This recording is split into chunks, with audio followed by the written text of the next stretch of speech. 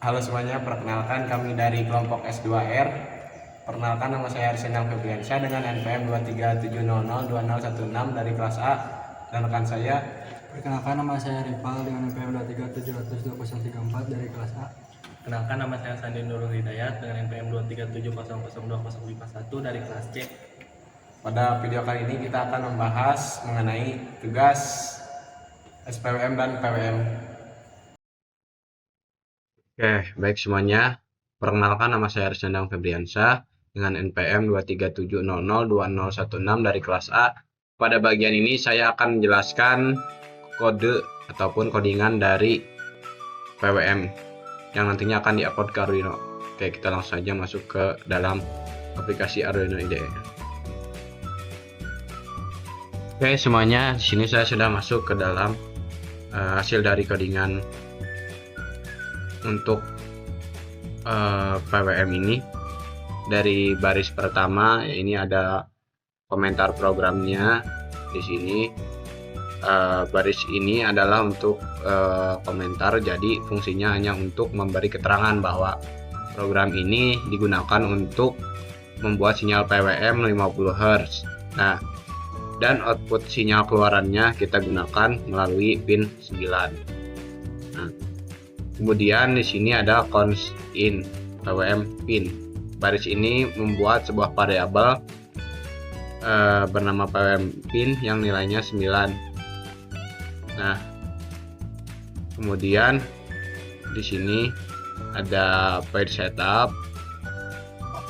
Di sini adalah untuk digunakannya mengatur pin nanti atau timer. Kemudian untuk menyiapkan perangkat sebelum program berjalan terus-menerus. Nah, kita menggunakan pin 9 sebagai output. Kemudian di sini ada reset timer 1. Nah, kemudian bagian bawahnya di sini ada register timer, yang dimana dua baris ini digunakan untuk menghapus semua pengaturan timer 1 pada timer 1 sebelumnya. Nah, tujuannya agar timer 1 mulai dari kondisi default sehingga tidak ada konfigurasi lama yang mengganggu.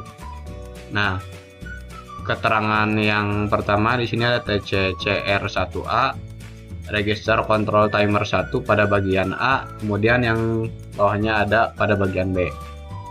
Register ini berisi mengenai pengaturan mode PWM, prescaler, dan cara output nantinya bekerja. Kemudian pada bagian sini, di sini ada mode fast PWM. Sini. Nah, baris ini digunakan untuk mengaktifkan output PWM pada pin 0C1A pada pin 9. Nah, maksudnya di sini nanti pin 9 secara otomatis bisa menghasilkan gelombang PWM. Bit ini mengatur bagaimana output PWM bekerja. Mode yang dipakai pada codingan ini adalah non-inverting PWM, artinya saat duty cycle besar, waktu high lebih lama, dan saat duty cycle kecil, waktu high lebih pendek. Nanti bisa dilihat pada simulasinya di oscilloscope nanti. Kemudian di sini di baris selanjutnya ada WGM11, yaitu Waveform Generation Mode. Nah, bit-bit WGM digunakan untuk menentukan apakah timer bisa bekerja sebagai counter biasa atau PWM phase correct atau fast PWM. Kemudian di sini ada WGM12 dan WGM13. Jika digabung dengan WGM11 maka mode timer 1 menjadi fast PWM dengan top ICR1A. Nah, nantinya timer akan menghitung dari 0 naik sampai nilai tertentu lalu kembali ke 0. Proses ini terus berulang. Nah, frekuensi nantinya bisa diatur dengan mudah. Duty cycle pun bisa diatur terpisah. Kemudian di sini kita mengatur prescaler. Nah, apa itu prescaler? Prescaler di sini adalah untuk pembagi kecepatan clock timer. Nah, untuk Arduino sendiri itu memiliki clock utama sekitar 16 juta Hz. Nah, dengan prescaler 8 di sini, maka clock timer menjadi 16 dibagi dengan 8 sama dengan 2 juta. Nah, artinya timer ini menghitung dengan kecepatan 2 juta hitungan per detik. Nah, prescaler di sini dipakai agar timer tidak terlalu cepat sehingga kita bisa menghasilkan frekuensi yang diinginkan. Nah, untuk mengatur frekuensi di sini ada nilai 39999. Nah, untuk cara kerjanya sendiri di sini ICR1 berfungsi sebagai nilai maksimum hitungan timer atau bisa disebut top. Nah, timer ini akan menghitung dari 0 hingga ke 3999 lalu kembali lagi ke 0 dan terus berulang. Nah, satu kali proses ini disebut dengan satu proses periode PWM. Mengapa nilainya bisa 3999? Nah, untuk rumusnya sendiri itu ada frekuensi PWM dibagi dengan frekuensi clock dibagi frekuensi PWM sama dengan frekuensi clock dibagi dengan prescaler dikali 1 ditambah TOP. Nah, untuk clock Arduino sendiri tadi 16 juta dan prescalernya ada 8 dan TOP-nya 399. Nah, kita jumlahkan saja 16 juta dibagi 8 dikali dengan 39999 ditambah 1. Nah, hasil dari perhitungan itu adalah 50 Hz. Nah, karena program ini dimintanya 50 Hz, jadi dalam 1 detik ada 50 gelombang PWM. Satu gelombang memiliki waktu 1 dibagi 50 sama dengan 0,02 second atau 20 milisecond. Jadi satu periode PWM itu ada 20 milisecond. Nah, kemudian di sini ada duty cycle. Duty cycle di sini digunakan untuk menentukan duty cycle itu sendiri dari OCR1A. Nah, di sini adalah nilai pembanding yang menentukan nantinya akan kapan output high dan kapan output low. Nah, apa itu duty cycle? Duty cycle sendiri yaitu adalah persentase waktu sinyal berada pada kondisi high atau dalam satu periodenya. Karena ICR satunya 3999, maka untuk OCR satunya adalah 20000. Nah, sehingga duty cycle dari kira-kira setengah dari nilai total periodenya adalah 20.000 dibagi dengan 40.000 dikali dengan 100%, maka hasilnya adalah 50%. Nah, dalam satu periode berarti sinyal high selama 10 milisecond dan sinyal low menjadi selama 10 milisecond. Jadi gelombang PWM menjadi setengah waktu on dan setengah waktu off. Oke, mungkin itu untuk sinyal PWM-nya. Untuk codingan dari hasil codingan PWM ini. Untuk selanjutnya kita akan membahas codingan dari SPWM.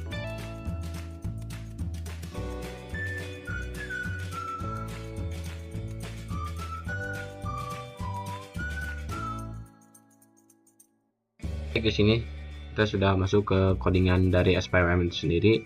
Di baris keempat pertama ini seperti biasa di sini untuk memberikan informasi bahwa codingan ini untuk SPWM atau sinusoidal pulse width modulation 60 Hz di Arduino Uno dan gelombang carrier 20 kHz dan fundamental sign-nya adalah 50 Hz dan output kita di sini menggunakan pin 090C1A. Nah, ada sign table berisi 40 nilai atau 40 titik nilai gelombang sinus. Di sini dari 128 nilai awalnya, kemudian naik ke 253 mendekati ke puncak, dan kemudian turun kembali ke 3. Nah, kemudian naik lagi. Nah, kenapa nilainya di sini 0 sampai dengan 255? Karena mudahnya di sini mengatur duty cycle PWM seperti skala 8 bit. Artinya nanti nilai kecil sama dengan duty cycle kecil. Kemudian jika nilainya besar maka duty cycle besar. Nah, fungsi table sinus dalam SPWM ini adalah frekuensi carrier tetap cepat, tetapi lebar pulsa PWM diubah-ubah. Perubahan lebar pulsa ini mengikuti gelombang sinusoidal. Nah, jadi tabel ini adalah bentuk acuan sinus. Nah, kemudian di sini ada indeks 0, di sini ada baca untuk data sinus pertamanya, kemudian ada indeks yang 1 itu adalah baca untuk data kedua.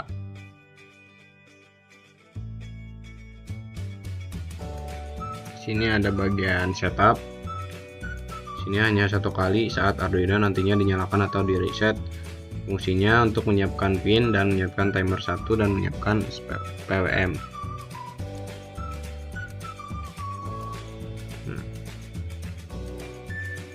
Kemudian di sini ada reset timer sama seperti program sebelumnya.